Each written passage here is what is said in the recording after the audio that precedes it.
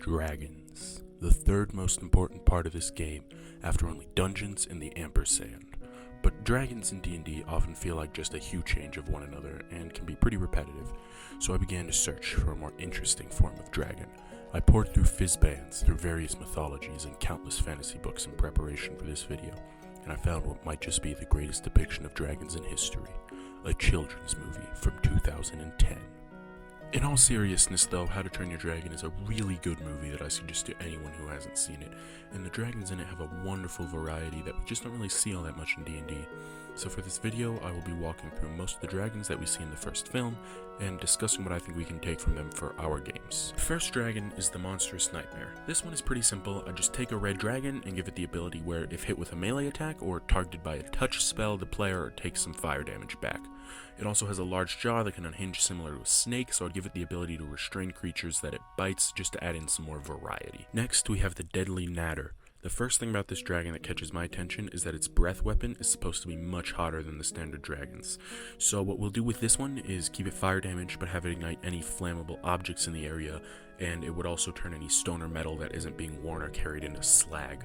You could then play around with that the ground is now molten, and so that area causes even more fire damage for a few rounds as it cools, or possibly even that the breath weapon causes the heat metal spells effects on objects that are being worn or carried. The Deadly Natter also has the ability to shoot spines, so I'd make this a legendary action with a high dex save for all or none piercing damage. There's also some implication that these spines may be poisonous, so you can give them that effect if you like. The Natter also has prehensile tails, so I'd let them grapple with their tail attack instead of damage. Now, the Natter is shown to have a pretty severe blind spot, so I'd make them blind in the grids directly in front of their face to add an extra level of tactical positioning. Next, the Gronkle. My personal favorite dragon from the series due to just how silly it is. This dragon's breath weapon is spitting out molten rocks that it has eaten earlier, so I would make this one a 10-foot radius circle centered on any point within 40 feet, and it would only be recharge 4 as opposed to the others that would be recharge 6, and describe the recharge as it consuming some rocks that are on the ground around it in order to key in your players to what's going on. Gronkles to me would be a high AC, high hit point, but very slow monster, as it's covered in rock-like bumps and has small wings. One of the abilities they've actually been shown to have is firing those bumps off themselves in what's known as a bump blast. I would run this as a once per day ability that deals huge damage to everything around it, but lowers its AC significantly.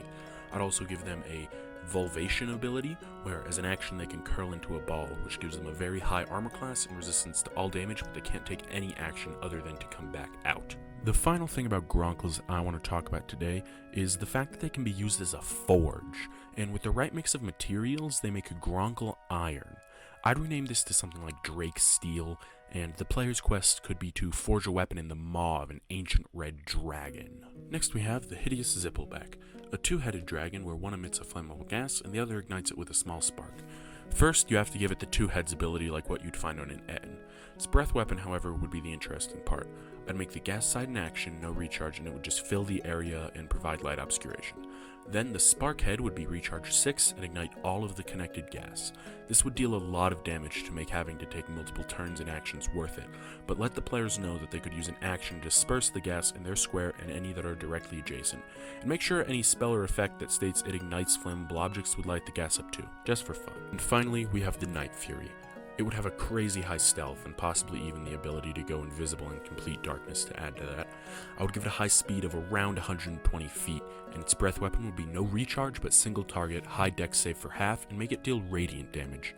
That is mostly just to freak out your players as they'll expect fire, and giving it a more uncommon one can really get in their heads. Now, in How to Train Your Dragon, there's a few prevailing weaknesses for dragons, such as loud noises being able to disorient them. If you want to use that one, make it so that any thunder damage it takes, it has to make a wisdom save equal to half of the damage or be stunned until the end of its next turn. I personally wouldn't do that one, but just think about maybe giving dragons some weakness that's prevalent in all types, just to make them still feel interconnected. And I'm not saying to run all the dragons directly from the movie so your players recognize it and call you out, but there's interesting mechanics to be found everywhere in media if you just know how to look for it. But until next time, have fun, get out there, and roll some dice.